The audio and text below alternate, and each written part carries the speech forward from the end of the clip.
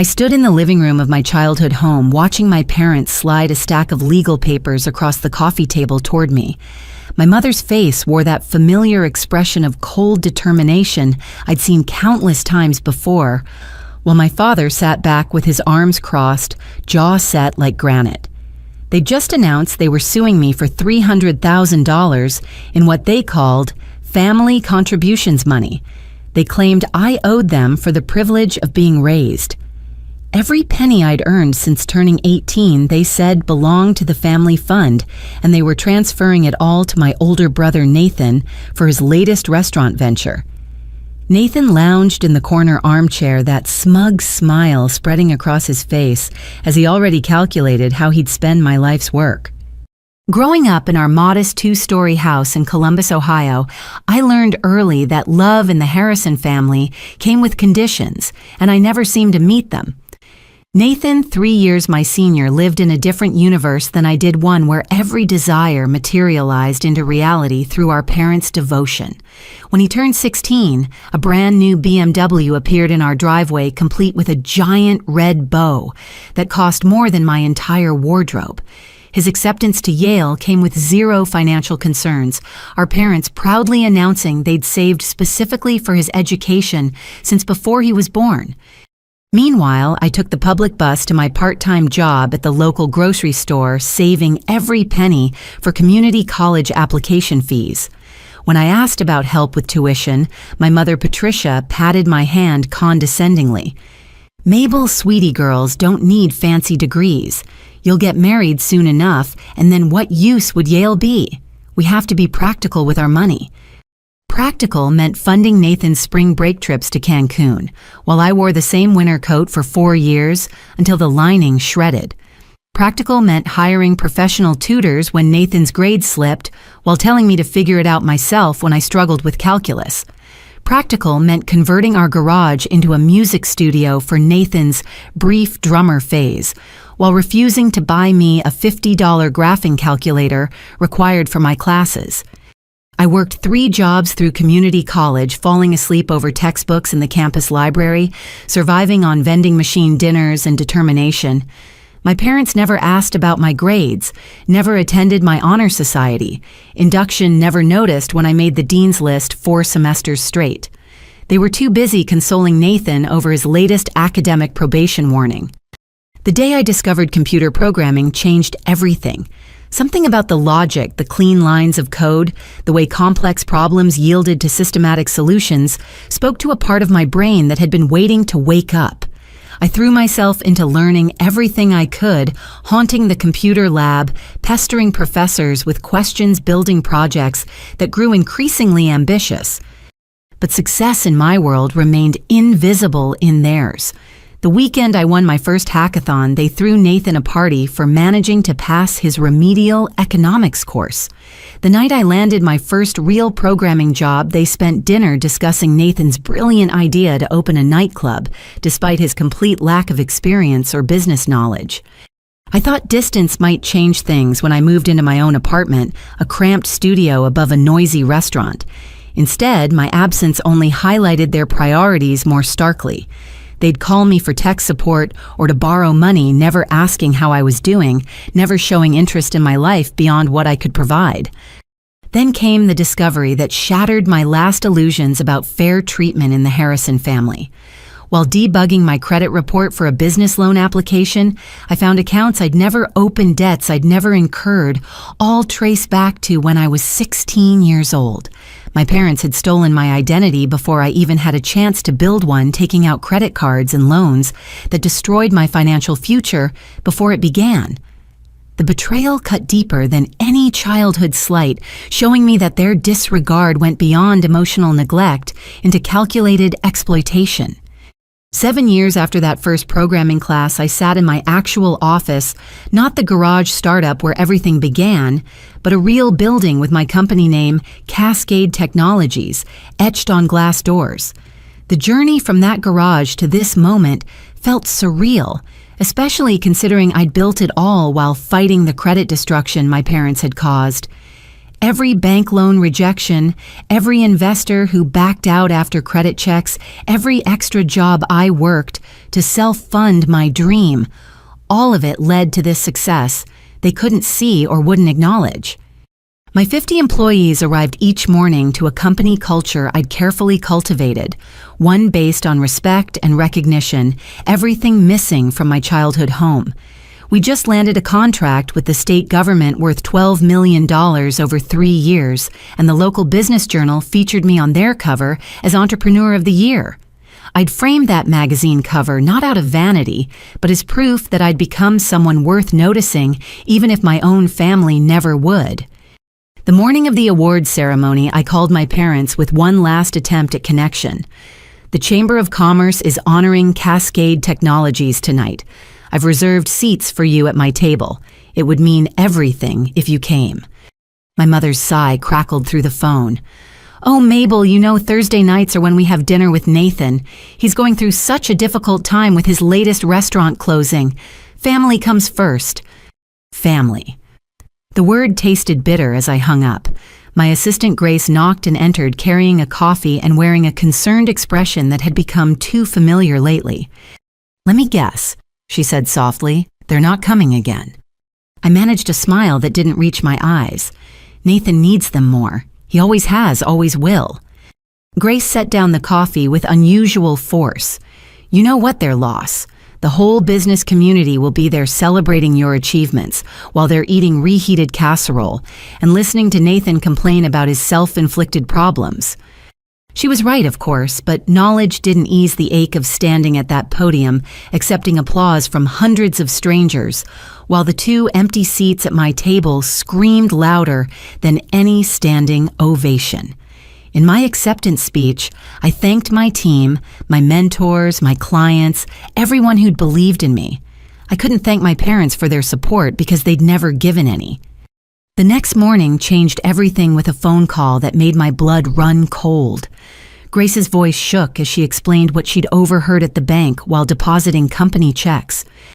Mabel, I wasn't trying to eavesdrop, but your parents were at the next window. They had document signatures trying to add themselves as authorized users on the Cascade Technologies accounts. The bank manager refused, said they'd need your permission, and your father started yelling about parental rights and family obligations. My hands trembled as I processed this information. They weren't content with destroying my personal credit. Now they were attempting to hijack my business directly. The forged documents Grace described sounded sophisticated enough to fool someone who didn't look too closely, and in smaller banks or credit unions, they might have succeeded. I immediately called my lawyer, implemented additional security protocols on all company accounts, and notified every financial institution we worked with about potential fraud attempts. The protective measures felt like armor against an enemy I'd never imagined I'd need to defend against my own parents.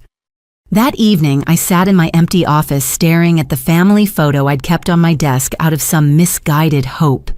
In it, Nathan stood between our parents, their arms around him, while I hovered at the edge, barely in frame. Even our photos told the story of where I ranked. I removed it from the frame, slid it into the shredder, and watched our false family narrative turn into confetti. 3 weeks after discovering my parents' attempted bank fraud, my phone rang at 2 a.m. Nathan's name on the screen made my stomach clench with familiar dread.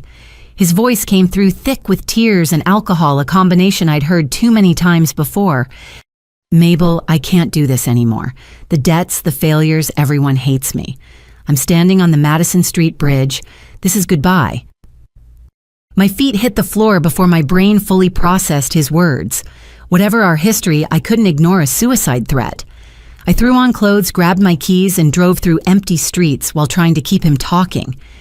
Nathan, please just wait for me. Whatever's happening, we can figure it out together. Where exactly are you? His crying intensified. You were always the strong one. Mom and Dad were wrong about everything. I just wanted to tell you that before. The line went dead. I pressed harder on the accelerator, my heart hammering against my ribs. 20 minutes later, I screeched into my parents' driveway, having found no trace of Nathan at the bridge. Their house blazed with lights despite the early hour, and my instincts screamed warnings I ignored in my panic. I burst through the front door to find no crisis, no tears, no desperate scene. Instead, my parents sat calmly at the dining room table with Nathan perfectly composed and a man in an expensive suit I didn't recognize. Papers spread across the table like a trap waiting to spring. "What's going on, Nathan? You said you were—" My voice died as I saw his satisfied smirk, not a trace of the desperation from his call. My father stood his expression stern. "Sit down, Mabel. We have important family business to discuss." The suited man extended his hand. "Harold Stern, attorney at law. I represent your parents in the matter of recovering family contributions and enforcing contractual obligations." The room spun as I remained standing, refusing to sit at their table like a condemned prisoner. "Family contributions?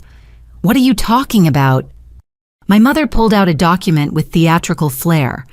"This contract you signed on your 18th birthday, agreeing that all earnings would be considered family property to be distributed according to family need. Nathan's restaurant ventures require capital, and as family, you're obligated to provide it." Obligated. I snatched the paper, scanning the ridiculous terms, and the signature at the bottom that looked exactly like mine but couldn't be. I'd never seen this document in my life yet. The handwriting was perfect down to the way I curved my lowercase letters and crossed my T's. "This is forged. I never signed anything like this." Nathan leaned back, his earlier performance forgotten. "You were probably too busy with your little computer games to remember important family commitments. But we all remember that night, don't we, Mom?" My mother nodded solemnly. "Your birthday dinner at Antonio's restaurant. You were so grateful for everything we'd done for you, so eager to promise you'd always take care of family. It was touching, really." The lie fell from her lips with practiced ease. My 18th birthday had passed unacknowledged, spent alone in my dorm room eating microwave ramen, while they celebrated Nathan's acceptance to his third college after flunking out of 2. No dinner, no acknowledgement, and certainly no contracts. Harold Stern cleared his throat. "The document is legally binding. Your parents are prepared to file suit for $300,000 in owed family contributions, plus interest and emotional damages for your abandonment of family obligations." "Emotional damages? Are you serious?" My voice rose with incredulous anger. "They stole my identity, ruined my credit, tried to break into my business accounts, and now this fabricated contract. This is extortion." My father's face darkened. "Watch your tone, young lady. Everything we did was for this family. You owe us everything you have. Without us, you'd be nothing." The irony might have been funny if it weren't so painful. Without them, I'd have started my business with good credit and no sabotage. Without them, I'd have emotional support instead of constant criticism. Without them, I'd have been everything sooner.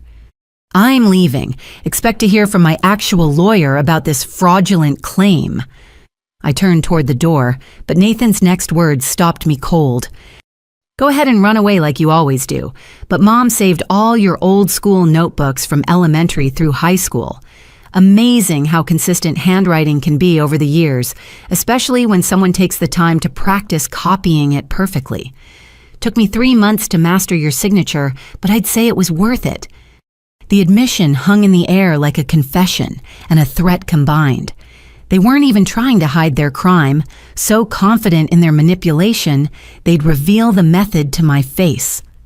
Looking at my brother's satisfied expression, our mother's cold calculation, and our father's righteous anger, I finally understood the truth. They weren't a family who'd lost their way. They were conspirators who'd marked me as their target from the beginning. The morning after the ambush at my parents' house, I sat in my lawyer Jennifer Blake's office watching her examine the forged contract with professional disgust. Her expression grew more incredulous with each detail I revealed about my family's escalating attempts to steal from me. "This is one of the more sophisticated forgeries I've seen," she admitted, "but it's still fraudulent. We'll need handwriting experts, though your brother's confession helps if we can prove it. What concerns me more is their boldness. People don't usually jump straight to this level of crime without practice. Her words sparked a memory that had been nagging at me since the confrontation. My grandmother, Dorothy, passed away 5 years ago. She lived in Westerville, and I spent every summer with her as a kid. When she died, my parents told me she left nothing but medical debts. They handled all the estate matters. Jennifer's pen stopped moving.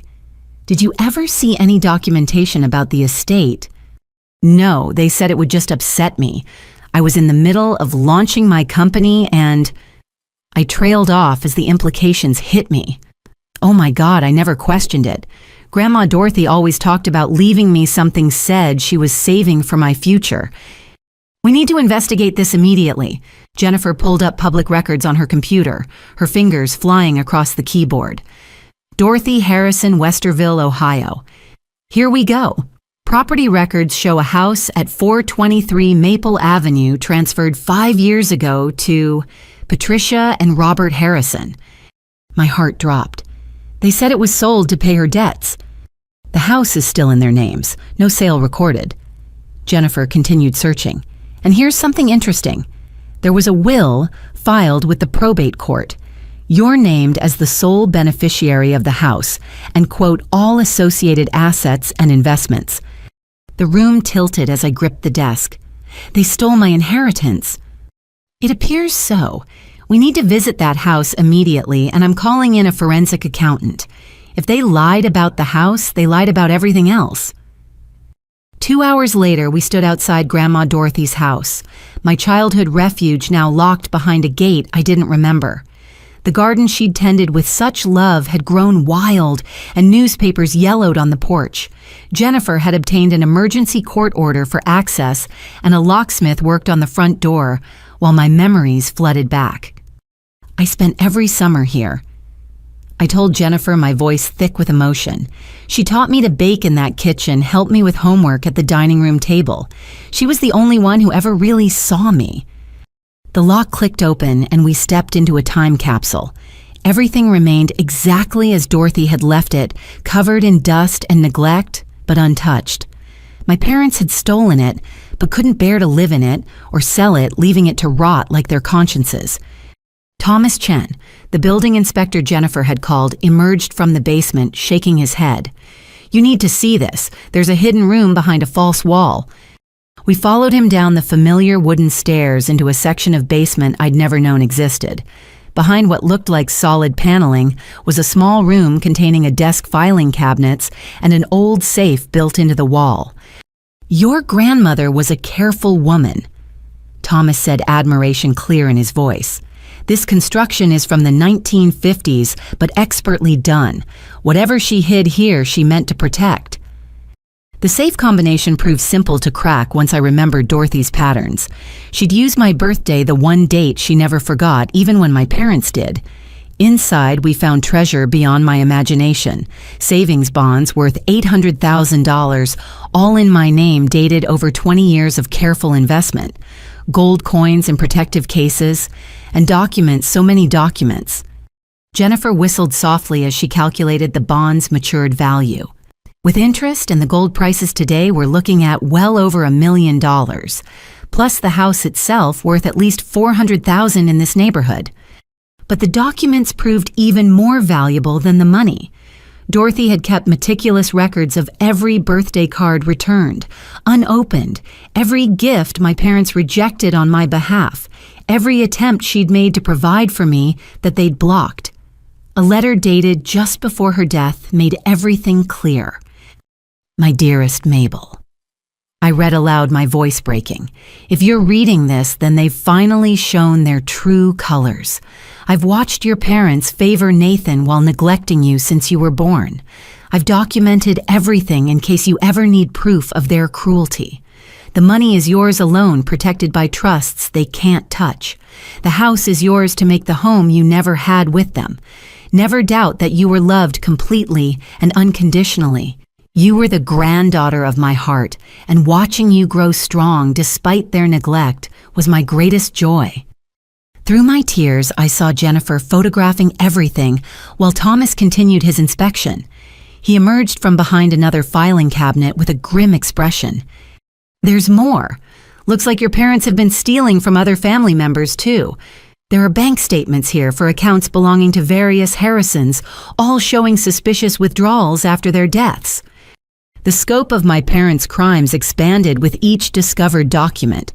They hadn't just stolen from me, but from Dorothy's siblings, distant cousins, anyone whose estates they could access. My inheritance was just the latest in a long pattern of family theft. "We need to contact the FBI," Jennifer said quietly. "This is interstate fraud, elder abuse, and organized crime crossing multiple jurisdictions. Your lawsuit just became the least of their problems." I stood in Dorothy's kitchen, running my fingers across the counter where she'd taught me to roll pie crust, and felt her presence like a warm embrace. She'd known this day would come, planned for it, protected me even in death. Her real gift wasn't the money, but the evidence, the proof that I wasn't crazy or ungrateful, but the victim of systematic abuse and theft. The lockbox in the kitchen pantry, hidden behind canned goods that had expired years ago, contained one final surprise. More bonds, these in Nathan's name, worth exactly the same as mine. Dorothy had loved us both, equally provided for us both, but somehow only my inheritance had been stolen. The implications sent chills down my spine. "Jennifer," I called, holding up Nathan's untouched bonds. "I think my parents' betrayal goes deeper than we imagined. They didn't just steal from me. They've been lying to Nathan too." The forensic accountant Jennifer hired, Diana Waterford, laid out her findings across my conference room table with the precision of a surgeon revealing cancer. Each document painted another stroke in a picture of financial crime that went beyond family theft into corporate fraud. "Your brother's restaurant chain, Sunset Grill, shows massive irregularities." Diana explained, adjusting her glasses as she pointed to flow charts that looked like spider webs of deception. "Money comes in from investors, but instead of going to restaurant operations, it's funneled through shell companies registered in Delaware, Nevada, and Wyoming." I studied the papers, my business experience making the scheme painfully clear. He's running a money laundering operation. More than that. Diana pulled out another set of documents. These investment contracts show Cascade Technologies as a major stakeholder, contributing $200,000 over the past year. But you never authorized these investments, correct? My hands shook as I examined contracts bearing my forged signature and my company's seal. "We've never invested a penny in Nathan's businesses. How did they even get our corporate documents?" Grace, who'd been quietly taking notes, spoke up. "Remember when we had that break-in 6 months ago? Nothing seemed missing, but they'd gone through the filing cabinets. We thought it was industrial espionage from competitors." The pieces clicked together with sickening clarity. My parents hadn't just stolen my personal inheritance, they'd been systematically infiltrating my business, preparing for larger-scale fraud. The investment documents showed dates aligning with Nathan's most desperate financial periods, suggesting they'd been propping up his failures with my phantom money. Thomas Chen, who'd become an unexpected ally after discovering the house's secrets, arrived with more disturbing news. He'd been investigating other properties owned by my parents and found a storage unit registered under a false business name. I convinced the facility manager to let me peek inside, claiming code violations. He said, producing photos on his phone. "You need to see what they're stockpiling." The images showed boxes of Cascade Technologies, letterhead copies of my business cards, corporate stamps, and even employee ID badges with my executives' names, but different photos. They'd created an entire shadow version of my company, ready to deploy for fraud at massive scales. "This explains the weird calls we've been getting," Grace interjected. "Vendors asking about orders we never placed, clients questioning contract changes we never made. I thought it was competitor harassment, but they've been impersonating my company." The violation felt more personal than any childhood neglect. They're not just trying to steal from me anymore. They're trying to become me. Diana spread out more financial records, these showing federal investigation markers. Here's where it gets worse. The FBI is already investigating Sunset Grill for fraud. Your parents knew this and were positioning Cascade Technologies to take the fall. Every suspicious transaction traces back to your company on paper, while the actual money disappeared into accounts controlled by your parents. The conference room fell silent as we absorbed the implications. My parents hadn't just betrayed me. They'd constructed an elaborate frame-up that could destroy everything I'd built and land me in federal prison. The forged childhood contract was just a distraction, a small-scale shakedown to keep me focused on family drama while they executed the real crime. Jennifer had been furiously taking notes throughout the presentation. We need to go to the FBI immediately with this evidence. Every day we wait gives them more time to establish this false narrative. But Diana held up one more document, her expression grave. There's a final complication. This came up in my deep dive into Nathan's finances. He's been taking money from some very dangerous people, promising returns based on Cascade Technologies' success. If those investments go bad, she didn't need to finish. My family hadn't just put my business and freedom at risk. They'd potentially put my life in danger by promising criminals access to my success. The scared little girl in me wanted to run to dissolve the company and disappear. But the woman I'd become, forged in spite of their neglect, refused to let them win. Schedule a meeting with the FBI tomorrow, I told Jennifer. We're going to give them everything, and Diana, I need you to create a complete audit trail showing the real money flow versus the fabricated one. Every forged document, every fake transaction, every lie they've told. As my team prepared for war, my phone buzzed with a text from an unknown number. The image that loaded made my blood freeze me entering my apartment last night, photographed from across the street. The message below read, "Your family owes us $2 million. Pay or the debt transfers to you." Grace saw my face pale and looked at the phone. "We're calling the police, now." "No," I said, my voice steadier than my hands. "We document everything and add it to the FBI file. They want to escalate. Let them explain their threats to federal agents." That night, I worked late and my office security guards now posted at every entrance. The girl who'd once begged for scraps of parental approval had vanished, replaced by a woman who understood that sometimes family was the enemy you never saw coming. As I compiled evidence of their crimes, I thought about Nathan still believing he was the golden child, while our parents positioned him as another fall guy for their schemes. The real tragedy wasn't my stolen inheritance or forged signatures. It was that my parents had raised two children as weapons against each other, tools for their greed, never seeing us as people worthy of genuine love. Tomorrow, I'd begin the process of stopping them. Tonight, I mourned the family we'd never been. The federal courthouse in downtown Columbus buzzed with an energy that made my skin prickle as I walked through security on the first day of the civil trial. My parents had pushed forward with their fabricated contract claim, apparently believing their offensive position would protect them from the criminal investigations now circling like sharks. Jennifer walked beside me, her confidence radiating like armor I desperately needed. "Remember," she murmured as we approached the courtroom doors, "they think you're still the scared little girl they could manipulate.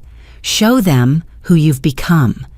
Inside, my parents sat with Harold Stern at the plaintiff's table, their expressions combining false righteousness with barely concealed greed. My mother wore the same pearl necklace she'd worn to every important event of Nathan's life, never once to mine. My father's suit was new, probably purchased with my stolen inheritance. Nathan sat in the gallery behind them, his recent weight loss and hollow eyes suggesting the pressure of federal investigation was taking its toll. Judge Catherine Morrison presided, her reputation for seeing through deception both encouraging and terrifying. As opening statements began, Harold Stern painted me as an ungrateful daughter who'd abandoned family values, accumulating wealth, while her struggling parents and brothers suffered. His theatrical presentation might have been compelling, if not for the evidence boxes stacked beside our defense table, each one labeled with a different aspect of their crimes. Jennifer's opening was surgical in its precision. Your Honor will show that not only is this contract a complete fabrication, but it represents the latest in a pattern of fraud, theft, and conspiracy that spans decades. The plaintiff's claims of family obligation are particularly audacious, given they've systematically stolen from their daughter since she was 16 years old. The first witness called was my mother, who took the stand with practiced dignity. Under Harold's gentle questioning, she wove a tale of sacrifice and disappointment of a daughter who'd forgotten where she came from. Her performance was flawless until Jennifer began cross-examination. Mrs. Harrison, you claim Mabel signed this contract at a birthday dinner at Antonio's restaurant. Can you produce a receipt from that evening? My mother's composure flickered. It was over 14 years ago. Who keeps receipts that long? Antonio's does, actually. We subpoenaed their records. Would it surprise you to learn they show no reservation or payment under your name for that entire month? Perhaps we used cash. And perhaps you'd like to explain why Mabel's college dormitory records show her checking in for a study session that same evening 50 miles away. The holes in their story widened with each question. My mother's answers became increasingly flustered, her polished facade cracking as Jennifer presented evidence of the forged signatures, the stolen identity, the systematic exclusion of me from family finances while draining my credit. But the real bombshell came when Jennifer called a surprise witness. The defense calls Paula Martinez. A woman I'd never seen before walked in her professional appearance and nervous energy, immediately commanding attention. My father's face went white as she took the oath, and my mother grabbed his arm hard enough to wrinkle his new suit. Ms. Martinez, Jennifer began, can you explain your relationship to Robert Harrison? Paula's voice was steady despite her obvious discomfort. We've been in a relationship for 20 years. Robert has been supporting me and our 2 children. The courtroom erupted. I sat frozen as Paula detailed a complete second family my father had maintained throughout my entire life. 2 children, Madison and Ryan, both put through Harvard with full financial support. A house in the suburbs, vacations to Europe. Everything denied to me had been freely given to strangers who shared my father's blood. He told me his first family was dead. Paula continued, tears now flowing. It wasn't until I saw the Business Journal article about Mabel that I realized he'd been lying. When I confronted him, he said his legitimate children were disappointments who didn't deserve his resources, but our children were different, special. My mother had released my father's arm and sat rigidly, her face a mask of humiliation and rage. This revelation clearly blindsided her as much as it did me. The family financial deprivation suddenly made sense. My father had been funding an entire second life while claiming poverty to his first family. Jennifer produced financial records showing the money trail. Mr. Harrison, these bank statements show you've transferred over $2 million to accounts controlled by Ms. Martinez over the past 2 decades.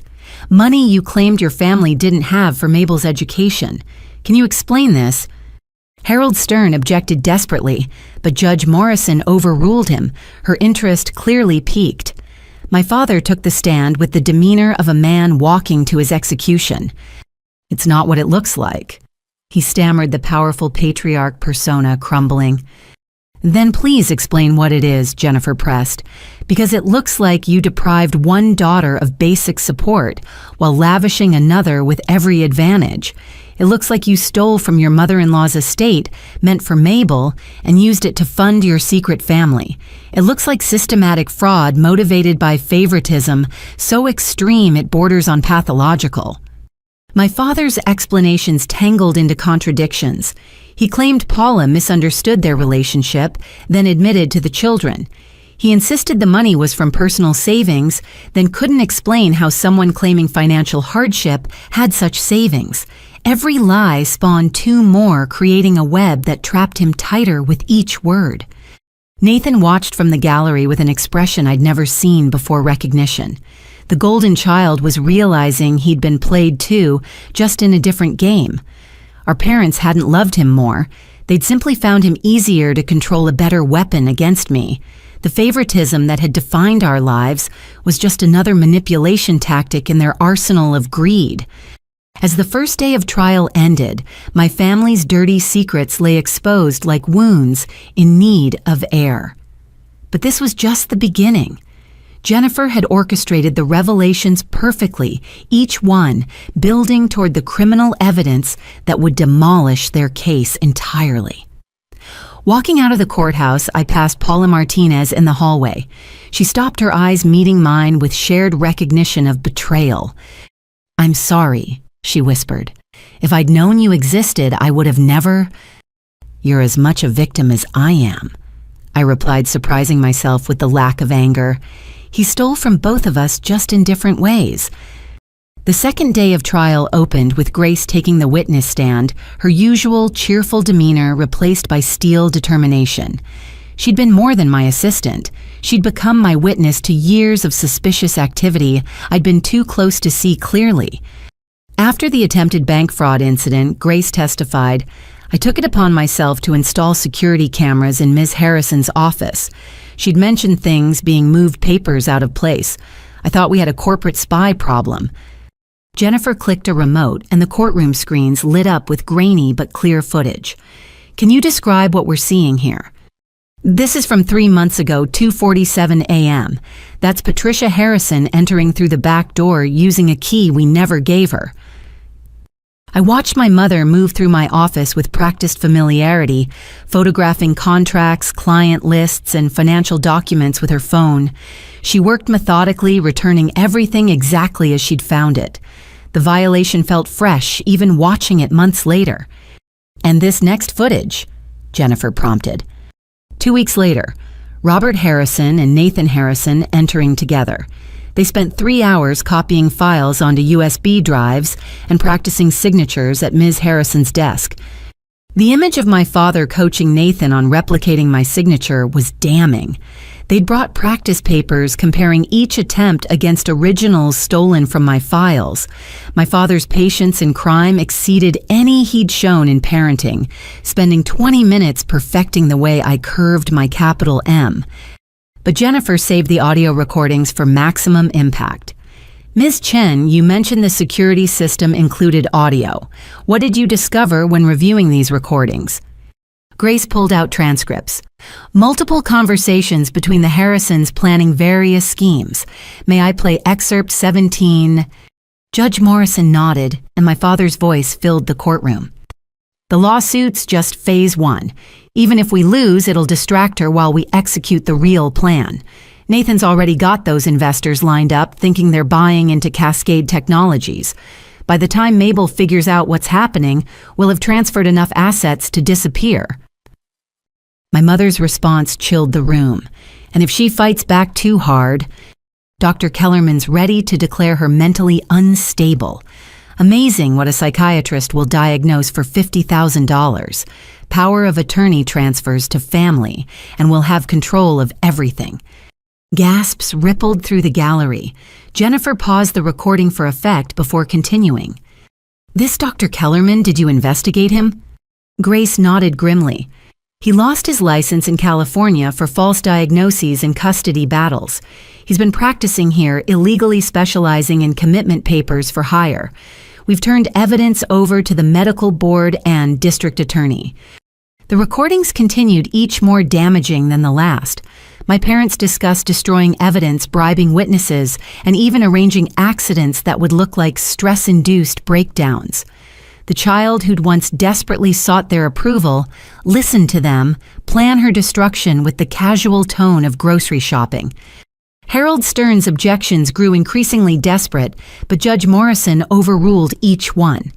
The evidence was legally obtained from my own property, capturing criminal conspiracy in real time. When Stern argued the recordings were prejudicial, the judge's response was sharp. "Prejudicial, Mr. Stern. These recordings document your clients planning multiple felonies. If they're prejudiced by their own words, perhaps they shouldn't have spoken them while committing breaking and entering." Nathan took the stand next, clearly reluctant but compelled by subpoena. His usual arrogance had evaporated, replaced by the dawning realization of how deeply he'd been manipulated. They told me Mabel owed us, he began, his voice uncertain. Said she'd stolen opportunities meant for me, that the family money was rightfully mine, but got diverted to her. And you believe this despite seeing her work multiple jobs through school? Jennifer asked gently. I wanted to believe it. It was easier than admitting I'd failed on my own. They made everything my failures seem like her fault somehow. The cross-examination revealed years of lies our parents had told each of us about the other. They'd shown Nathan fake bank statements suggesting I'd inherited millions while he got nothing. They'd told him I'd bribed teachers for grades, stolen his college acceptance letters, sabotaged his businesses through anonymous complaints. Every failure in his life had been blamed on my invisible hand, creating a hatred based entirely on fiction. When did you start to suspect they were lying? Jennifer asked. When I saw Grandma Dorothy's real will. She left us exactly the same amount, but they told me she'd cut me out completely because Mabel had poisoned her against me. Finding those bonds in my name untouched, I realized they'd stolen from me too, just differently. They stole my inheritance, but they also stole my ability to succeed by letting me believe I was entitled to everything without effort. His testimony created a strange moment of connection between us two siblings, realizing we'd been weapons aimed at each other by parents who saw us only as resources to exploit. The golden child and the scapegoat were just different forms of abuse, designed to keep us too busy hating each other to notice the real enemy. Grace returned to the stand to play one final recording dated just 3 days before the lawsuit was filed. My parents' voices were clear as they made their final preparations. After tomorrow, either we own her company or she's in a psychiatric ward. Win-win. What about Nathan? He's becoming unstable with the FBI investigation. Let him take the fall for the restaurant fraud. We'll play the devastated parents, maybe even sue Mabel for driving him to crime with her neglect. There's always another angle. The casual disposal of their son in their plans shocked even the judge. Nathan's face crumpled in the gallery as he heard himself written off as acceptable collateral damage. The favorite child, discovering he was just as disposable as the neglected one, created a tragedy within the larger betrayal. As the recordings ended, the courtroom sat in stunned silence. My parents' attorney slumped in his chair, clearly reconsidering his life choices. My mother stared at my father with pure hatred, the secret family revelation mixing with evidence of crimes she hadn't known about. My father looked smaller than I'd ever seen him, his lifetime of deception collapsing in real time. Judge Morrison called a recess, but not before making an unusual statement. I've presided over many family disputes, but rarely have I seen such calculated cruelty between parents and children. The evidence presented today goes far beyond civil matters. I'm forwarding all recordings to the criminal division immediately. Walking out for lunch break, I found Nathan waiting in the hallway. For the first time in our lives, he looked at me without sneering or demanding. "I'm sorry," he said simply, "for everything. I was their weapon against you, and I was too stupid and selfish to see it." The apology I'd waited decades to hear felt hollow now, but I recognized the courage it took to offer it. We were both their victims, just in different ways. What matters is what we do now. Sarah Williams approached the witness stand with the confidence of someone who'd spent 15 years as a social worker, but the pain of remembering a childhood friend's suffering. We'd lost touch after high school, when I'd thrown myself into building my future while she'd pursued social work, inspired, she'd told me once, by what she'd witnessed in my home. "Ms. Williams," Jennifer began, "you were Mabel Harrison's closest friend throughout elementary and high school. Can you describe what you observed in the Harrison household?" Sarah's professional composure steadied her voice. "I first noticed something was wrong in 3rd grade. Mabel came to school with bruises she said were from falling off her bike, but she didn't have a bike. Nathan had 2, but Mabel wasn't allowed to touch them." My parents shifted uncomfortably at the plaintiff's table. They'd always been careful to keep their neglect hidden from mandatory reporters, but they'd underestimated the observational skills of another child. I started documenting things in my diary, Sarah continued. My mom thought I was too young to understand abuse, but I knew Mabel was hurting. I wrote down every bruise every day she came to school hungry, every time she wore the same clothes for a week because her parents forgot to do her laundry. Jennifer produced a series of worn notebooks. These are your childhood diaries which you've maintained all these years. Yes, and when I became a social worker, I realized I'd inadvertently created contemporaneous documentation of neglect that spanned a decade. The entries Sarah read painted a devastating picture. October 15th. Mabel's lunch account is empty again. She said her parents forgot to add money. I shared my sandwich. December 3rd. Mabel can't come to my birthday party because Nathan has a soccer game and her parents say family comes first. But she's family too. February 22nd. Mabel's arm is in a sling. She said she fell down the stairs, but Nathan pushed her. I saw it happen at school, but she begged me not to tell. My mother's attorney tried to object, claiming hearsay, but Judge Morrison overruled. These are contemporaneous records made by a child witness, now authenticated by an adult professional. I'll allow them. Sarah's testimony grew more damaging as she aged through the diaries. By middle school, she was photographing my injuries with a disposable camera, instinctively building a case she didn't know I'd need decades later. This photo from 7th grade shows Mabel's back. Sarah displayed an image that made several jury members gasp. Those aren't random bruises. They're belt marks. Nathan had gotten a C on a test, and their parents blamed Mabel for not helping him study. This was her punishment for his grade. The systematic nature of the abuse became undeniable. Sarah had documented patterns. I was punished for Nathan's failures, denied food when money was tight, despite Nathan's allowance, continuing forced to skip school events, to babysit Nathan, despite being only 3 years older. The worst incident I documented was in 9th grade. Sarah's voice cracked slightly. Mabel was hospitalized for what the papers called exhaustion, but I visited her, and the truth was malnutrition.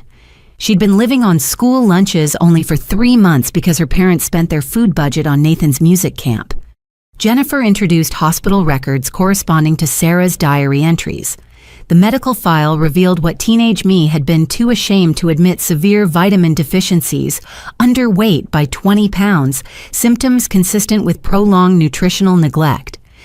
The hospital social worker investigated, Sarah added, producing another document.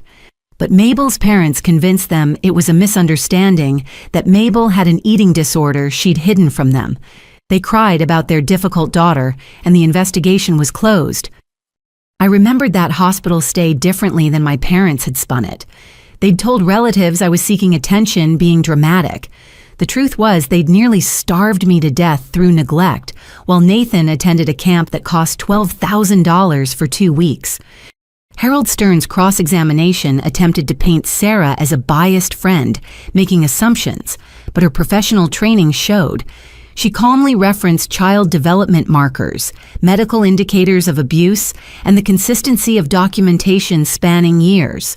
Her childhood diaries weren't the emotional ramblings of a concerned friend, but the precise observations of a natural-born advocate. One more thing, Sarah said as her testimony concluded. I have audio recordings from high school. My mom bought me a tape recorder for journalism class, and I used it to document Mabel's situation when the bruises became harder to hide. The courtroom heard my teenage voice, exhausted and resigned, explaining why I couldn't join the debate team, despite qualifying, "They need me to work more hours at the store. Nathan wrecked his car again and someone has to pay for the repairs. It's fine. I'm used to it." Sarah's teenage voice responded with anger I'd forgotten. "It's not fine. They bought him 3 cars already. You've been saving for 2 years and still take the bus." "That's different. I'm reliable. Nathan needs things because he's not. That's what family does." Hearing my younger self parrot my parents' twisted logic made my adult stomach turn. I'd internalized their abuse so completely that I'd defended it even to someone trying to help me. The judge appeared particularly affected by this recording, her expression hardening as she made notes. When Sarah stepped down, she paused at my table. "I kept everything because I knew someday you'd need proof that it wasn't your imagination. You weren't crazy, Mabel. You were surviving." The prosecution's attempts to rehabilitate my parents' image after Sarah's testimony fell flat. They called character witnesses who praised their involvement in Nathan's activities, unknowingly reinforcing the favoritism. A soccer coach meant to show their dedication instead revealed they'd attended every one of Nathan's games while missing my National Honor Society induction on the same day. Dr. Amanda Foster, a child development expert, reviewed Sarah's documentation and the medical records. Her conclusion was damning. This represents textbook narcissistic abuse with Mabel as the scapegoat child and Nathan as the golden child. The physical neglect was serious, but the psychological damage of being systematically devalued while watching a sibling receive love and resources is profound. That Mabel achieved any success given this foundation is remarkable. That her parents now attempt to steal that success is unfortunately consistent with this pathology. As court adjourned, I felt raw and exposed. Decades of carefully buried trauma had been excavated for public consumption. But there was also strange relief in external validation that it hadn't been my imagination, that the pain was real and documented. That evening, an unexpected visitor knocked on my hotel room door. Nathan stood in the hallway looking haggard but sober. "I need to tell you something," he began. "I remember that day you went to the hospital. Mom told me you were faking for attention, that we should ignore you. I believed them. But I also remember stealing food from your room the week before because I was hungry too. They weren't feeding either of us properly, but somehow I convinced myself it was normal for you, but not for me." The admission hung between us heavy with years of program dysfunction. For the first time, I saw my brother not as the enemy, but as another survivor of our parents' psychological warfare, just with different wounds. Marcus Chen had been my business partner for 5 years, the technical genius who'd helped transform Cascade Technologies from a garage startup into a multi-million-dollar enterprise. Watching him take the witness stand felt like another layer of betrayal until Jennifer's first question revealed the truth. "Mr. Chen, can you explain why you're appearing as a witness for the defense rather than the plaintiff?" Marcus adjusted his glasses, a nervous habit I recognized from countless late-night coding sessions. "Because 6 weeks ago, Patricia and Robert Harrison approached me with a proposition. They offered me 60% ownership of Cascade Technologies if I would testify that Mabel had stolen proprietary code and embezzled funds." The courtroom stirred with fresh shock. My parents' desperation had led them to attempt corrupting one of the few people I trusted completely. "How did you respond to this offer?" Jennifer asked. "I immediately contacted my attorney and the FBI. We arranged for me to wear a recording device to all subsequent meetings with the Harrisons." The betrayal I'd initially felt transformed into gratitude as Marcus detailed the elaborate sting operation he'd participated in to expose my parents' expanding conspiracy. He produced a small digital recorder from his pocket. "The FBI has the originals, but I was permitted to bring copies for this proceeding." The first recording captured my mother's initial approach, her voice honey-sweet with manipulation. "Marcus, dear, we know how hard you've worked building that company with Mabel, but she's not well. The stress has made her paranoid delusional. She's hidden assets stolen from her own company. We're only trying to protect what you've rightfully earned." Marcus's recorded response was carefully neutral. "That's concerning. What kind of proof do you have?" My father's voice joined in. "We'll provide all the documentation you need. Bank records, emails, whatever it takes. Your testimony will ensure you get what you deserve from that company." "And what exactly would my testimony say?" "Simply the truth, as we'll show it to you. That Mabel has been erratic, making dangerous decisions, hiding money. That you've been carrying the company while she spirals into instability." Each recording revealed more of their plan. They offered Marcus not just majority ownership, but also protection from the FBI investigation into Nathan's restaurant scheme. They promised to destroy evidence linking him to any financial irregularities, unaware he'd never participated in any. "This next recording is particularly revealing," Marcus warned before playing it. My mother's voice, stripped of its false sweetness, spoke with cold calculation. "If Marcus won't cooperate, we have other options. Nathan's been studying his wife, Emily. Pretty thing, isn't she? Young women can be so vulnerable to charming men with money. Are you threatening my family?" Marcus's recorded voice held controlled anger. "Threatening, no, dear. Just observing that Nathan's always had a way with taken women.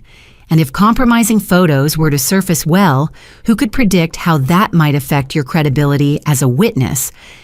Jennifer paused the playback. "Mr. Chen, what happened next?" I informed Emily immediately. She was furious and agreed to help gather evidence. The next time Nathan approached her at a coffee shop, she was ready.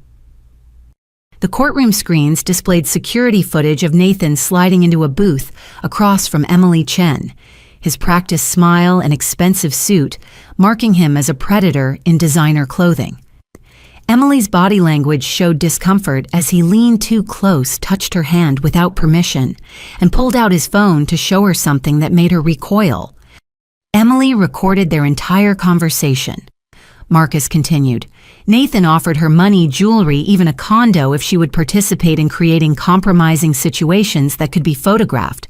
When she refused, he threatened to destroy my career and make sure I never worked in tech again. Emily's audio recording played next, her voice steady despite the circumstances. "Why would you do this to your sister?" Nathan's response chilled the room.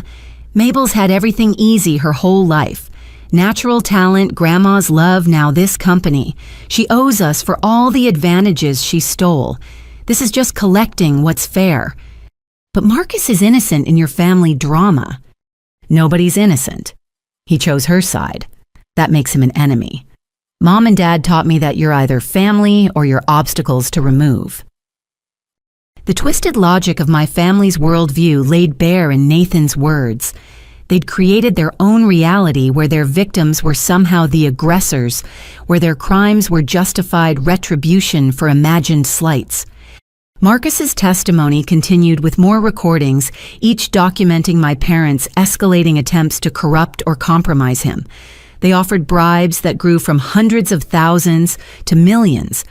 When he remained unmoved, they tried blackmail with manufactured evidence of code theft that any real programmer would recognize as laughable. "The FBI agent running the operation told me to keep stringing them along," Marcus explained. "Every meeting gave them more evidence of conspiracy, wire fraud, attempted extortion, and racketeering." The final recording was the most damaging. My parents, growing desperate as the trial approached, made one last offer. "Forget the company," my father said. "We'll give you $2 million in cash to simply disappear. Take a vacation during the trial, come back when it's over. Your absence will speak louder than any testimony. $2 million just to not appear. Consider it an investment in your future. Mabel's going down either way. The FBI's closing in on the restaurant fraud, and we've made sure all trails lead to her. You can either get paid to watch from a distance or get dragged down with her." Marcus's response was perfect. "I'll need that in writing, and the first payment up front." The documents my parents provided, thinking they were buying his absence instead, became evidence of witness tampering and obstruction of justice. They'd even detailed their frame-up plan in writing, so confident in their scheme they'd put federal crimes in black and white. "Mr. Chen," Jennifer asked, "why did you risk so much to expose this conspiracy?" Marcus looked directly at me for the first time since taking the stand. "Because Mabel Harrison saved my career 5 years ago when no one else would hire a programmer with a criminal record from a teenage mistake. She believed in second chances in judging people by their potential rather than their past. I couldn't stand by and watch her family destroy someone who'd shown me the kind of loyalty they'll never understand." Harold Stern's cross-examination attempted to paint Marcus as a disgruntled employee seeking attention, but the recordings spoke for themselves.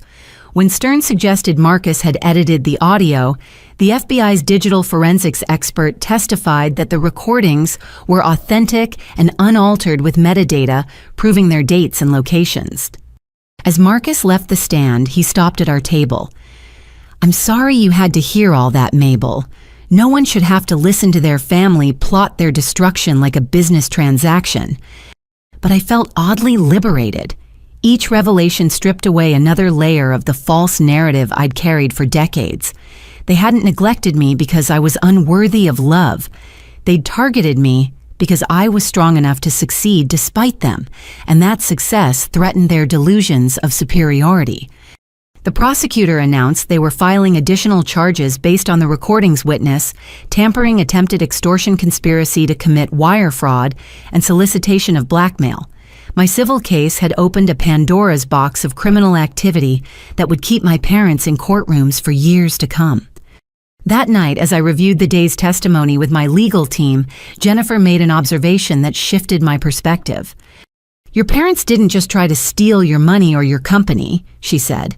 "They tried to steal your reality to make you doubt your own experiences and worth. But look at what happened instead.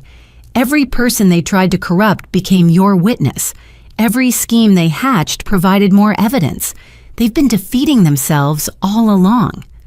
Diana Waterford returned to the witness stand with the measured confidence of someone about to detonate carefully placed explosives under a foundation of lies. The forensic accountant had spent weeks following money trails that led through offshore accounts, shell companies, and investment funds that existed only on paper. "Your Honor." Diana began spreading financial documents across the witness stand. "My investigation into the Harrison family finances reveals a pattern of wealth acquisition through systematic theft from deceased relatives spanning 3 decades. My parents, who'd portrayed themselves as middle-class victims struggling to support ungrateful children, sat rigid as their true financial picture emerged. Harold Stern had abandoned his theatrical objections, apparently recognizing that no amount of legal maneuvering could overcome documented evidence of millions in stolen assets. Let's begin with the estate of Margaret Harrison, Robert Harrison's aunt, who passed in 1998. Diana continued projecting bank statements onto the courtroom screens. She left an estate valued at $2.3 million to be divided among her 6 nephews and nieces. The Harrisons, as executors, reported the estate value at $300,000 after alleged debts. Jennifer guided Diana through the evidence methodically. What happened to the missing $2 million transferred to accounts in the Cayman Islands within days of Margaret's death? The Harrisons created false creditor claims, paid themselves for settling non-existent debts, then moved the money offshore. The other beneficiaries received less than $50,000 each from an estate worth millions. The pattern repeated with sickening consistency. Uncle Theodore's shipping business, valued at $4 million, somehow yielded only $200,000 for his children after my parents handled the estate.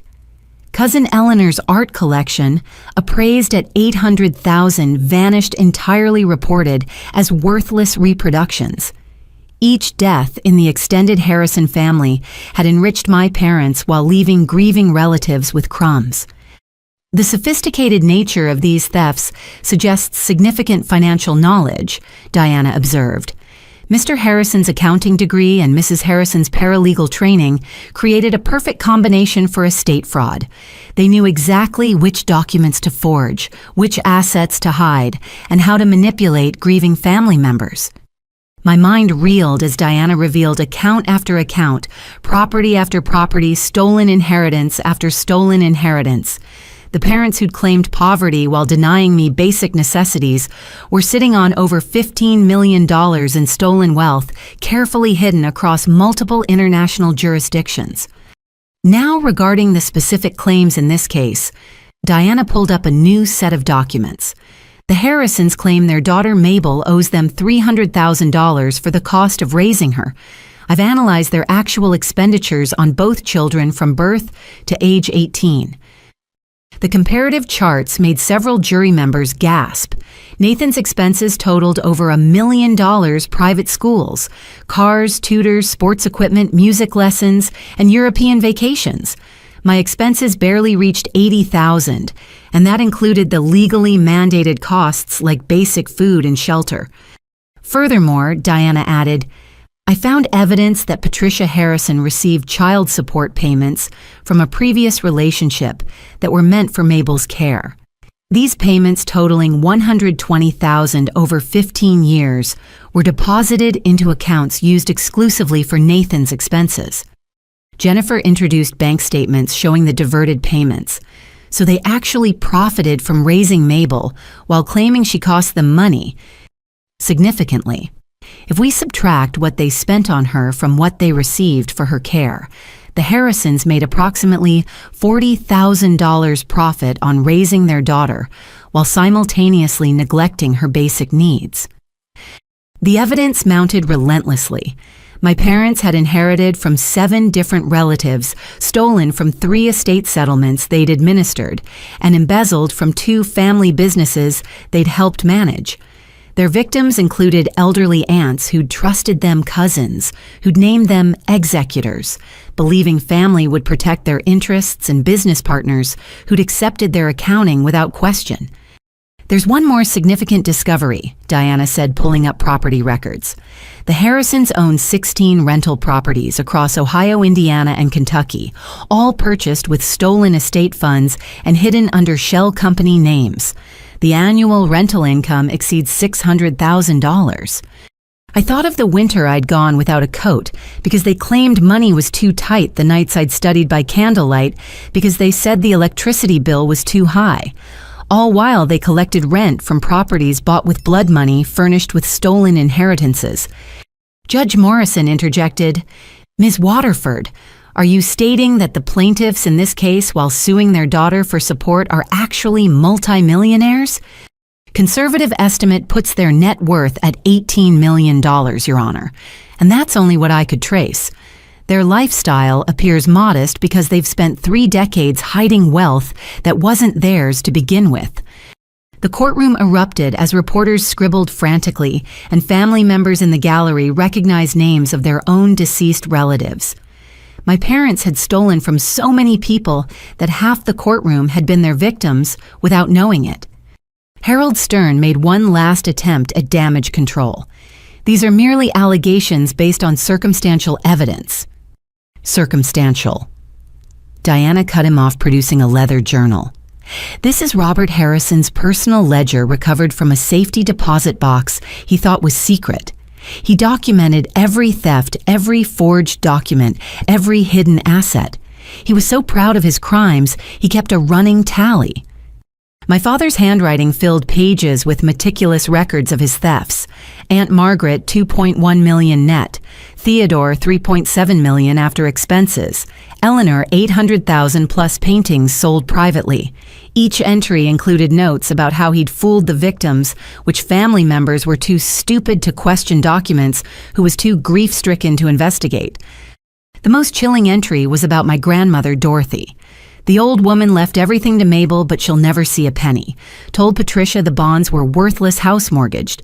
Mabel too busy with her little computer business to check. 5 years and counting, she still believes we're poor. Nathan remains the perfect distraction. The girl funds her brother's failures with money she doesn't know she has.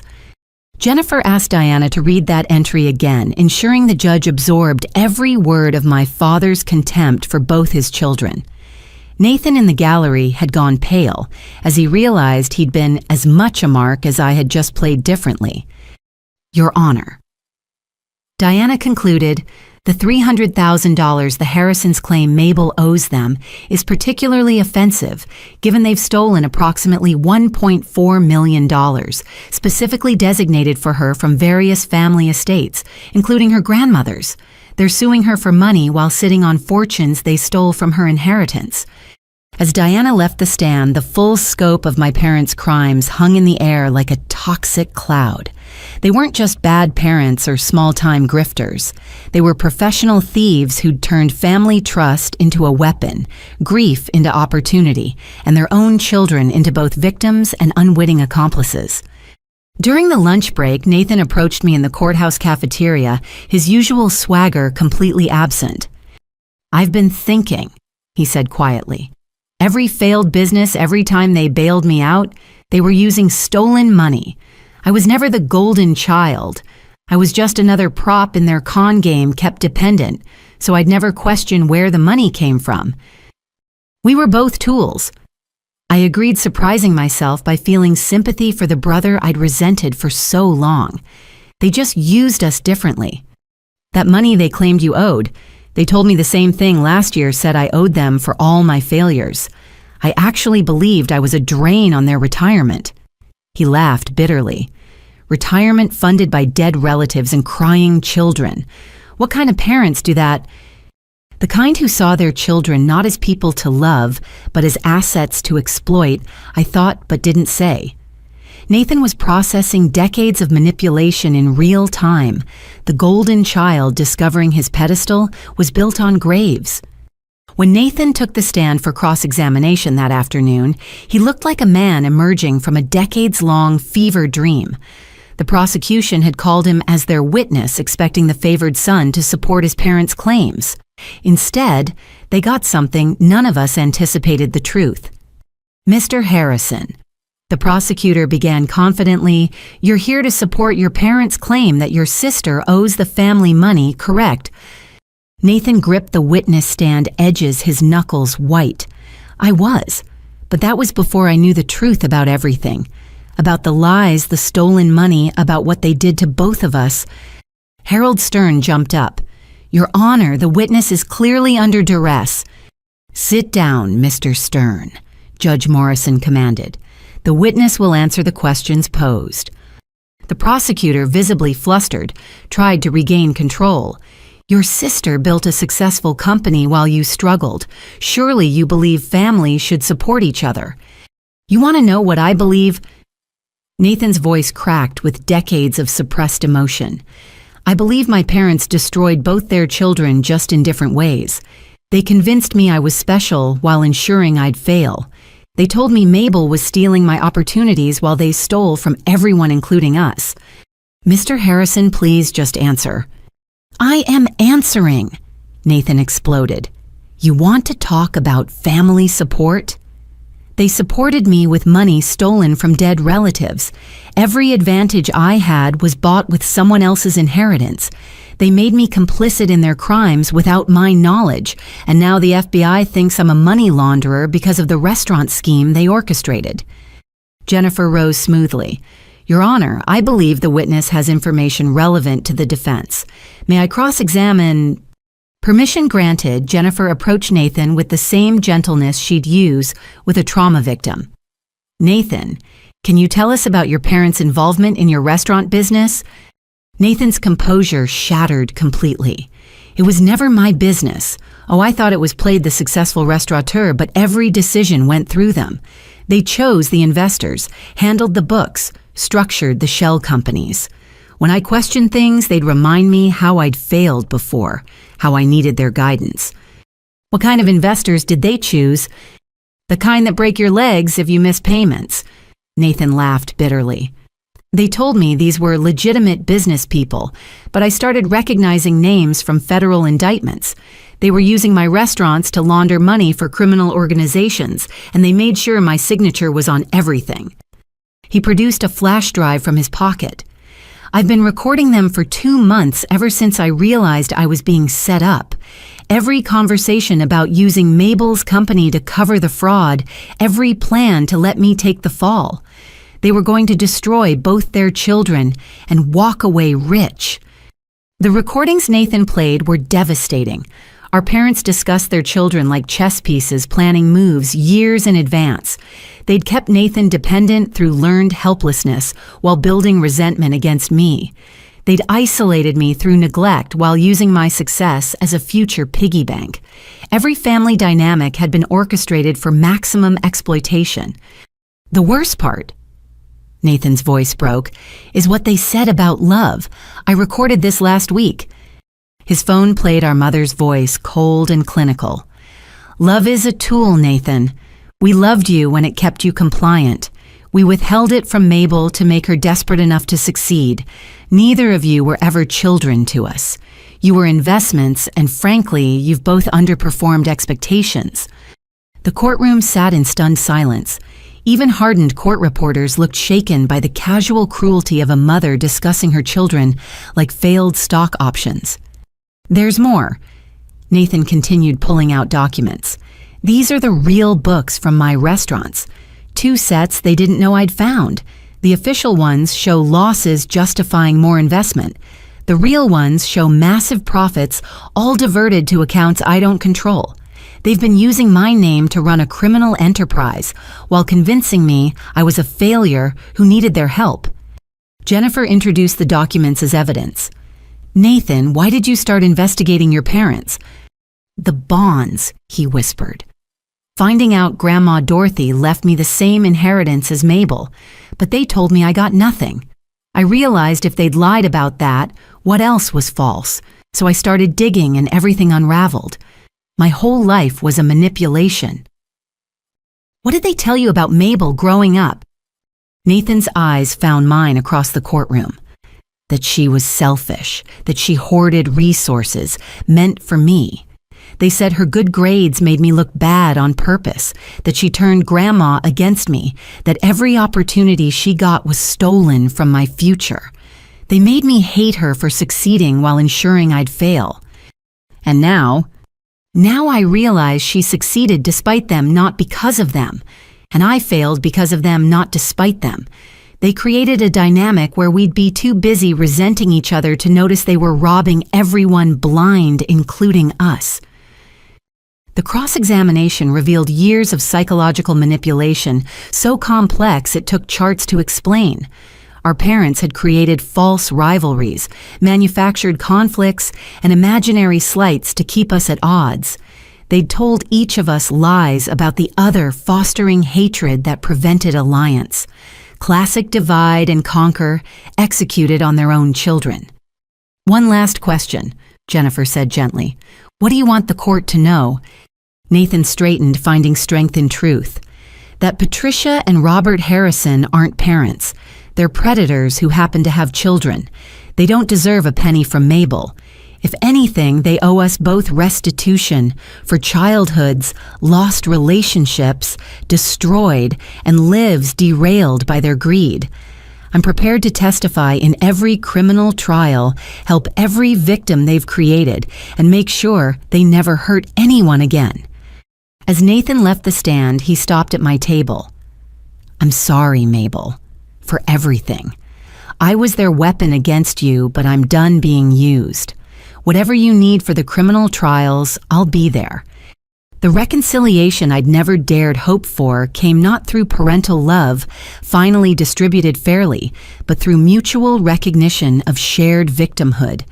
We weren't the golden child and the scapegoat anymore. We were survivors of the same war, finally fighting on the same side. The prosecution rested their case in shambles. Their star witness had become their destruction, revealing crimes they'd never imagined. Harold Stern requested a recess to confer with his clients, but the damage was irreversible. Every witness they'd called had instead exposed another layer of fraud, another victim, another crime. That evening, the FBI arrested both my parents on federal racketeering charges. The restaurant money laundering alone would have been serious, but combined with interstate fraud, witness tampering, and the extensive estate thefts Diana had documented, they faced potential sentences that would see them die in prison. As I watched the news footage of my parents in handcuffs, I felt neither joy nor sorrow, just a hollow recognition that justice was finally catching up to people who'd spent their lives running from consequences. They'd stolen millions but lost everything that actually mattered: their freedom, their reputation, and any chance of redemption with the children they'd treated as commodities. Nathan and I met for coffee that night, two orphans by choice rather than circumstance. We had a lifetime of programmed antagonism to overcome, but for the first time we had a chance to know each other without our parents' poisonous influence. The golden child and the scapegoat were dead. In their place sat two adults ready to build something real from the ashes of our parents' lies. Dorothy Harrison's estate attorney, Margaret Whitfield, approached the witness stand carrying a manila envelope that had remained sealed for 5 years. She was in her 70s with silver hair and kind eyes that reminded me painfully of my grandmother. "Ms. Whitfield," Jennifer began, "you were Dorothy Harrison's attorney for how long?" 32 years. I handled her will, estate planning, and this special instruction. She held up the envelope with reverent care. "Can you explain this special instruction?" Margaret's voice carried the authority of someone fulfilling a sacred trust. Dorothy came to me 6 months before her death with specific concerns about her son and daughter-in-law. She documented troubling patterns of behavior toward her grandchildren and wanted to ensure certain information would come to light if needed. What kind of information? Evidence of child neglect, financial manipulation, and what she called the systematic destruction of Mabel's spirit while artificially inflating Nathan's ego. She insisted I create a sealed letter to be opened only if her family turned against each other in court. Judge Morrison leaned forward. "And we've reached that circumstance." "Unquestionably, Your Honor. Patricia and Robert Harrison suing their daughter while hiding stolen inheritance triggers the exact scenario Dorothy anticipated." Margaret broke the seal with ceremony, revealing not just a letter, but a thick packet of documents. Her voice wavered with emotion as she began reading Dorothy's words. "If you're hearing this, then my worst fears have come true. Patricia and Robert have finally pushed their greed to its legal conclusion. I pray Mabel is strong enough to hear what I must share, and that Nathan might finally understand the truth of his upbringing. I've watched my son and his wife destroy their children in different ways for decades. Mabel through neglect and cruelty, Nathan through false praise and enabled failure. Every time I tried to intervene, they threatened to cut off my access to the grandchildren entirely. So I documented everything instead, knowing this day would come. Enclosed are photographs, recordings, and written evidence of their treatment of both children. But first I must reveal something I've hidden out of misplaced hope for redemption. Patricia and Robert aren't just bad parents. They're criminals who've been stealing from family members since before their children were born. The courtroom stirred as Margaret produced cassette tapes, photographs, and handwritten notes spanning 20 years. The first photograph showed 5-year-old me at Dorothy's house, visibly malnourished, while a receipt showed my parents had just spent $8,000 on a swimming pool Nathan wanted. This recording is from Thanksgiving 1994. Margaret explained pressing play on an old cassette player. Dorothy's voice, younger but unmistakable, filled the courtroom. "Patricia, the child is skin and bones. When did she last see a doctor?" My mother's response was dismissive. "She's fine, just naturally thin. Nathan's the one who needs attention. His football coach says he could go pro with the right support. He's 7 years old and Mabel hasn't grown an inch in a year. I'm taking her to my doctor tomorrow." "You will not. How dare you question our parenting? We know what's best for our children." The argument escalated with my father joining to threaten cutting off Dorothy's visits if she interfered. Through it all, my grandmother's voice remained steady, documenting neglect while trying to protect me without losing access entirely. Margaret continued through evidence that painted a comprehensive picture of calculated abuse. Financial records showed Dorothy secretly paying for my school supplies, medical care, and even basic clothing, while my parents spent lavishly on Nathan. Photos documented injuries they'd dismissed as clumsiness. Report cards they'd hidden showed my excellence despite their indifference. Now, Margaret said I must read what Dorothy called the hardest truth. The letter continued, I hired a private investigator in 2003 when I suspected Patricia and Robert were stealing from my brother Theodore's estate. What he discovered went beyond my worst expectations. They'd been stealing from family members for years, but more disturbing was their plan for their children. I have recordings of them discussing Mabel and Nathan like business investments. They kept Nathan dependent to have a malleable heir for their criminal enterprise. They neglected Mabel, hoping she'd either die or disappear, but when she showed resilience and intelligence, they pivoted to planning long-term exploitation of her success. The attached recording is from a conversation I secretly taped in 2005, shortly before my death. The static-filled recording began with my parents' voices in their bedroom, unaware Dorothy had planted a recorder during a visit. "Robert, the girl's getting too successful. If she keeps growing the business, she might hire real lawyers discover what we've done." "Patricia, relax. We've laid groundwork for years. Nathan believes she's his enemy. She's so desperate for approval she'd hand over everything for one kind word. And if that fails, we have the psychiatrist option." "Robert, sometimes I think we should have just let her starve that winter." "Patricia, no, this is better. Let her build something worth taking. Nathan's too stupid to create wealth, but he's perfect for inheriting it once we eliminate her claims." The casual discussion of letting their child starve shocked even the judge, but Dorothy's evidence continued relentlessly. Bank statements showing my parents living lavishly during the exact periods they'd claimed poverty to me. Photos of Nathan's multiple cars while I walked miles to work. Medical records they'd hidden, showing I'd been hospitalized 3 times for malnutrition-related issues. "Now there's a final section," Margaret said softly. "Dorothy's last message to her grandchildren. My dearest Mabel, you are reading this because you finally stood up to them. I'm so proud of you. Every summer you spent with me, I watched you grow stronger despite their cruelty. You turned their neglect into independence, their hatred into determination. The money I've left you is protected in ways they cannot touch, but more importantly, I've left you the truth. You were never unloved. You were so loved that I spent my final years gathering evidence to protect you from beyond the grave. Nathan, if you're hearing this, know that you were a victim too. They didn't love you more. They simply found you easier to control. The talents they praised were real, but they ensured you'd never develop them. Every failure wasn't your fault, but their design. It's not too late to break free and become the man you could have been. To the court, I state unequivocally, Mabel owes her parents nothing. They owe her a childhood of family and the inheritance they stole. The evidence in these files, combined with what I'm certain their greed has revealed during this trial, should be sufficient for both civil judgment and criminal prosecution. My body may be gone, but my testimony lives on through these words.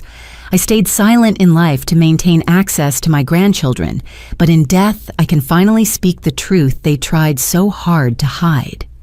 Margaret revealed the final element safety deposit boxes in 3 states containing more evidence. Dorothy established a trust for Mabel worth $2 million legally protected from any family claims. She created an identical trust for Nathan, though she suspected Patricia and Robert would try to steal it. The trustees are myself and 2 other attorneys who've been monitoring the situation for 5 years. Jennifer introduced bank documents confirming the trusts. So despite their claims of poverty and demands for support, both grandchildren are already millionaires through inheritance. The Harrisons couldn't touch. Correct. Dorothy was brilliant in her protections. She knew her son and daughter-in-law would steal anything accessible, so she created legal structures even they couldn't penetrate.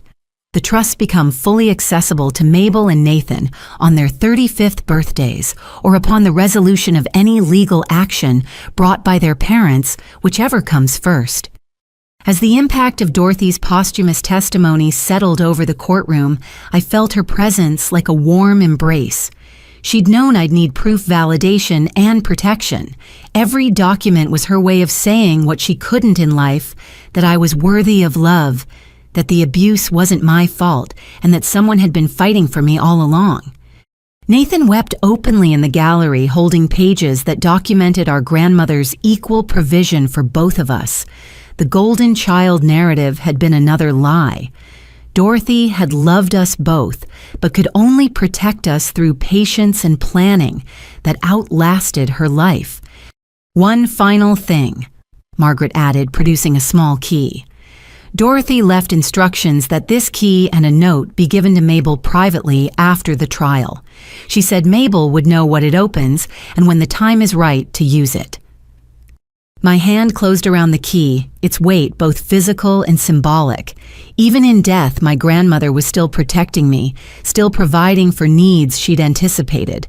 The woman who'd taught me to bake cookies and trust in my own worth had orchestrated a legal demolition of my parents' lies that no living testimony could have matched. As court adjourned, I stood in the hallway clutching the key and the final note from Dorothy. Her handwriting, shaky with age but clear with purpose, delivered one last message. The key opens more than a lock, my dear one. It opens the door to the life they tried to steal from you. Use it when you're ready to stop surviving and start living. The final day of testimony dawned gray and fitting, as if the weather understood the gravity of what would unfold. Jennifer Blake stood before the court with the confidence of an attorney who'd systematically demolished every lie, exposed every crime, and revealed every betrayal my parents had crafted over decades. Your Honor. Jennifer began her closing argument. We've presented evidence of a conspiracy so comprehensive it defies normal family dysfunction. Patricia and Robert Harrison didn't simply fail as parents. They weaponized parenthood itself, turning their children into tools for fraud while stealing from every family member who trusted them. She walked the court through the evidence methodically. The forged contract allegedly signed on my 18th birthday, exposed by Nathan's confession of spending months perfecting my signature. The stolen inheritance from Dorothy Harrison, documented in meticulous detail by the grandmother who knew her evidence would be needed. The systematic theft from 7 deceased relatives, revealed through forensic accounting that traced millions to offshore accounts. But the financial crimes, Jennifer continued pale beside the human cost. They starved one child while overfeeding another. They created a golden child and a scapegoat, not from favoritism, but as a calculated strategy to maintain control. They discussed letting their daughter die from neglect as casually as planning dinner. On the plaintiff's side, Harold Stern made a valiant effort at rehabilitation. Whatever family dynamics existed, the fact remains that parents are entitled to support from successful children.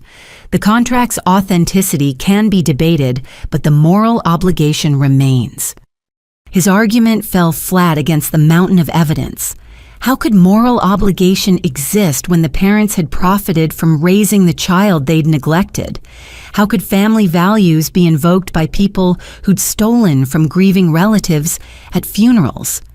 Judge Morrison interrupted Stern's increasingly desperate argument. Counselor, are you seriously suggesting that parents who stole their daughter's inheritance destroyed her credit before she was adult and conspired to have her declared mentally incompetent are entitled to financial support based on moral grounds? The question hung in the air like an indictment. Stern stammered through a response about forgiveness and moving forward, but his heart wasn't in it. Even he couldn't defend the indefensible. Jennifer's rebuttal was surgical. The plaintiffs came to this court seeking $300,000 they claim Mabel Harrison owes them. Through their greed, they've exposed crimes totaling over $18 million in stolen assets. They've revealed interstate fraud, racketeering money, laundering, and witness tampering. They've shown themselves to be criminals who happen to have children, not parents who deserve support. She displayed a chart showing the true financial picture. My parents' theft from estates, their hidden millions, their current wealth built on graves and betrayal. Beside it, she showed what they'd spent on each child, the disparity so stark it looked like evidence from 2 different families. Mabel Harrison owes her parents nothing, Jennifer declared. In fact, conservative calculation shows they owe her $1.4 million in stolen inheritance, plus damages for identity theft, intentional infliction of emotional distress, and the conspiracy to destroy her business and freedom. The defense then called one last witness, me. I took the stand not as the scared child who'd begged for scraps of approval, but as the woman who'd built success from their neglect. Jennifer's questions led me through the journey from hungry child to successful entrepreneur, emphasizing how every achievement came, despite my parents, not because of them. Mabel, what would you say to your parents' claim that family supports family? I looked at Patricia and Robert Harrison, seeing them clearly for perhaps the first time, not as parents who'd failed, but as predators who'd hunted. Family does support family. That's why my grandmother Dorothy protected me with evidence from beyond the grave. That's why my chosen family of employees and friends rallied to expose their crimes. That's why even Nathan, despite decades of manipulation, finally chose truth over their lies. Real family doesn't steal, doesn't starve, doesn't plot destruction. What they offered was never family. It was a crime syndicate that happened to share DNA. Harold Stern's cross-examination tried to spark guilt, asking about holiday memories and family traditions. But every warm memory he invoked was from Dorothy's house, not theirs. Every tradition involved their absence, not presence. He was trying to conjure nostalgia from neglect, and it showed. No further questions, he finally conceded, apparently recognizing that every query only deepened his client's guilt. As I left the stand, I passed my parents' table. My mother reached out as if to touch me, her face crumbling with what might have been genuine emotion. But I saw the calculation behind her tears, the performance of maternal feeling when the audience was watching. My father stared straight ahead, his jaw clenched, still believing himself the victim of ungrateful children. Jennifer's final summary pulled no punches. This case began with a fraudulent claim for money, but revealed a lifetime of crime. The plaintiffs sought to steal their daughter's success after failing to steal her life through neglect. They created false evidence, suborned perjury, and attempted witness tampering even during trial proceedings. They've shown no remorse, no acknowledgement of wrongdoing, and no capacity for genuine parental love. She turned to address Judge Morrison directly. Your Honor, we ask not only for dismissal of their baseless claims, but for damages reflecting the true cost of their crimes, medical bills from childhood neglect, therapy costs from decades of emotional abuse, business losses from their attempts at corporate sabotage, and punitive damages sufficient to send a message that parents who prey on their children will face consequences. The courtroom fell silent as closing arguments ended.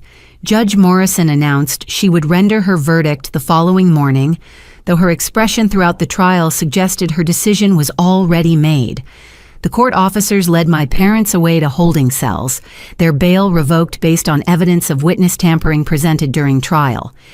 That evening, Nathan and I met at Dorothy's house, now legally mine, but feeling like sacred ground we both needed to visit. We walked through rooms filled with memories of the only real parental love either of us had known. She saw it all, Nathan said, running his hands over the kitchen counter where she'd taught us both to cook separately because our parents wouldn't allow us to visit together. She documented everything because she knew someday we'd need proof we weren't crazy. She saved us. I agreed, even if it took this long to realize it. We found more evidence Dorothy had hidden throughout the house. Photos of us as children, our parents had discarded report cards, they'd thrown away awards they'd ignored. She'd preserved the childhood they'd tried to erase, keeping proof we'd existed as more than just tools for manipulation. In her study, we discovered journals dating back to our births. Every visit documented every concern recorded, every small victory celebrated in private when our parents wouldn't celebrate with us. The final entry, dated a week before her death, was addressed to both of us. My dear ones, if you're reading this together, then the miracle I prayed for has happened. You found your way past their lies to each other. Know that every cruel thing they told you about each other was false. Mabel never stole Nathan's opportunities. Nathan never received the love denied to Mabel. You were both victims of the same evil, just tortured differently. Find in each other the family they never gave you. Their hatred ends with them. Let love begin with you.